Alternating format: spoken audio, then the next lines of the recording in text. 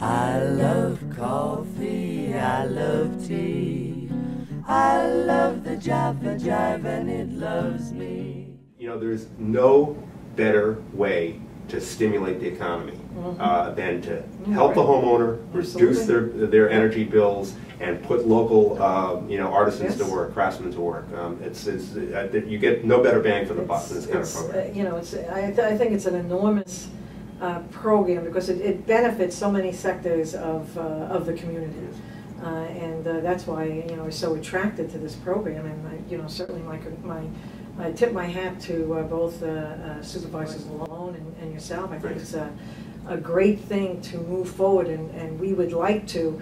I am not shy about copying good ideas. No. So I certainly would like to do this and bring this into the town. Just remember one thing, Connie. Somebody once said that originality is the art of concealing your sources. But for the moment, I can't say that the town of Babylon had provided for homeowners. So any homeowner interested could get this very attractive, I won't use the word cute, although I'm thinking the word cute, booklet. And it tells you how to do this step by step, how the program works step by step. And the first thing it says is you get a home performance evaluation. So that's when a private contractor comes into your home and he does that energy audit.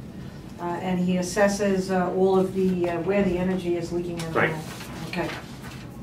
Then the homeowner gets a report. What's that report look like?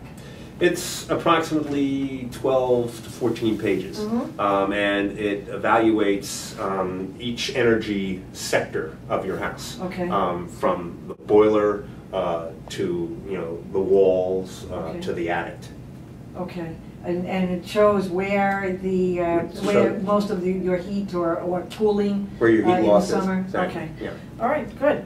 And then the homeowner gets to choose a particular plan. So the homeowners are choosing as well. I see most of my heat is going out of the attic, so I'll deal with that, but I won't do something else. I mean, what is the plan? Again, it's a menu of offerings, and they, and they can be, it can be anywhere from sealing around the rim joist, which is where the base of the house goes into the basement.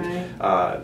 They can decide, for example, that the insulation that's going around the hot water pipes is something they can do themselves. That's effectively, those are the kinds of choices they can make. And the amount that the town of Babylon, does it cap it? Like say my house is an older home and it's got a lot of leaks, it's got a lot of inefficiencies, it needs a lot of work. Do you cap the amount that a homeowner can borrow from the town? Well, yeah, it's again, we like to make the distinction that they're not borrowing, and this isn't a loan, it's in fact a benefit assessment, but that cap would be $12,000. Right? Okay, so it's $12,000 per home. And they have up to 10 years to fulfill the obligation.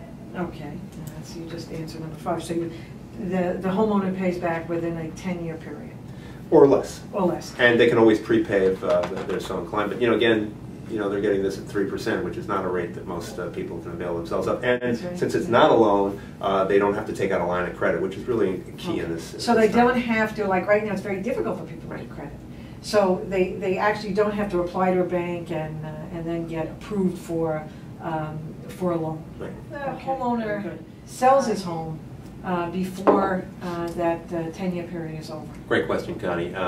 The obligation is assigned to the house, and the new homeowner fulfills the balance of the obligation. Let's say the homeowner moves out to 4 years, there's 4 years left in the obligation, the next homeowner takes that over, so you're not on the hook for the remainder. And that's always been an issue for people. Why am I going to put $10,000 into my walls and doing things I can't even see if I may not even be here in 10 years when it's and that's one of the issues when we're talking about some of the alternative energies, such as solar.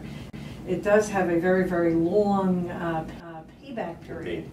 And so people are reluctant to invest in both the alternative energies and upgrading the efficiency of their home because the payback period may be longer than they're going to occupy the home. Precisely. So unfortunately they don't invest in it. So this is a great program to deal with that issue.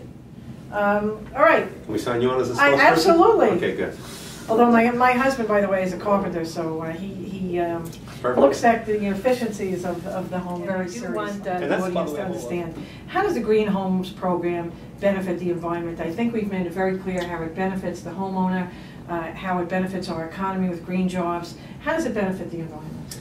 Well, Connie, before we did anything in the town, my first assignment was to evaluate the carbon footprint of the town of Babylon, all 216,000 of its residents, and to that end, we retained a couple of mechanical engineering students from SUNY Farmingdale, and under my direction, we evaluated everything. The average carbon emission of the residents of Babylon is 13.67 tons per person. Now in what time period? That's over a year. Really? 13.67 tons per person. Now you break that down in terms of sector usage. Nationally, buildings in general use up, they say, 40% of our energy usage. In the town of Babylon, 36% of our carbon footprint is emitted by our residences, our existing homes.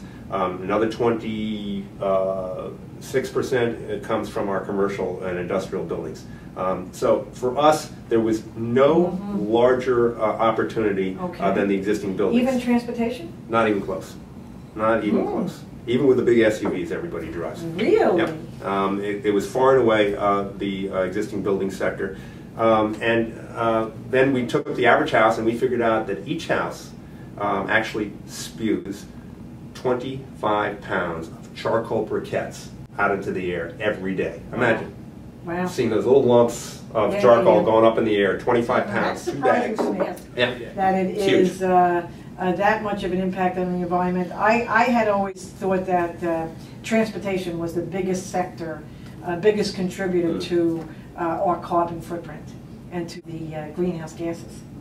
But you're saying that it's housing. No, way bigger. And in fact, then if you set about to look at our houses, and Brookhaven is the same way, the average houses in Brookhaven and Babylon are 40, 50 years old. And you can, and with the very bigger houses, some of them well, are getting... you're a wealthier community than we are. We have smaller houses in Babylon, but you know... I grew up in Deer Park, you know. So, okay, well, then, you know, of which I speak. Yeah. But, you know, if we just make each house, think about it, we make each house 20% more efficient. 5 pounds of charcoal. 5 pounds of charcoal. You can have a barbecue for the entire staff of the town of Brookhaven. I think, you know, on a given afternoon. And do the residents have to invest in or change their lifestyle? I think that one of the byproducts of this kind of attention is that people who do get themselves engaged, you know, start to become a little bit more sensitive about ways they can save. But at the same time, you know, we're also beta testing little gizmos. You know, things, for example, that you can put on your water heater that shut it off from 9 to 6 when nobody's at home. What are you heating your water for? And they're fairly inexpensive. Really? So by the same token, you know, we're looking at various kinds of power saving strips that can turn off, you know, your HD TV. Now, those little gizmos certainly would help. We have just begun sending out messages to all the town of Brookhaven employees to be sure to turn off your computers at night. Because that's one of the things, you know, people often forget to do, and that's a tremendous energy sapper. It's using a lot of energy, and it's just sitting there, unfortunately, using that energy. So I think there are a lot of things that people can do that really don't inconvenience them very much and will make an enormous difference to the environment. One of the things I always try to stress to people that we have been very cognizant, and I know you are also in Babylon, but right now Brookhaven is sort of the frontier of preserving open space. Preserving trees helps the issue of global warming also, but we also need to be very, very cognizant of how we use energy. And this is just such a great program that helps people to conserve and be environmentally conscious. Certainly thank you for really paving the roadway for the rest of us and showing us the way to go. Well, I don't know if the macadam or the macadam, I should say, is quite down yet, but at least we got the gravels underpinning. So yes. Okay. Hopefully it'll be a smooth ride. I'm sure it will be. So thank you very much. Thank you. Thank you. I love coffee, I love tea, I love the Java Jive and it loves me. Coffee and tea and the Java and me. A cup, a cup, a cup, a cup, a cup.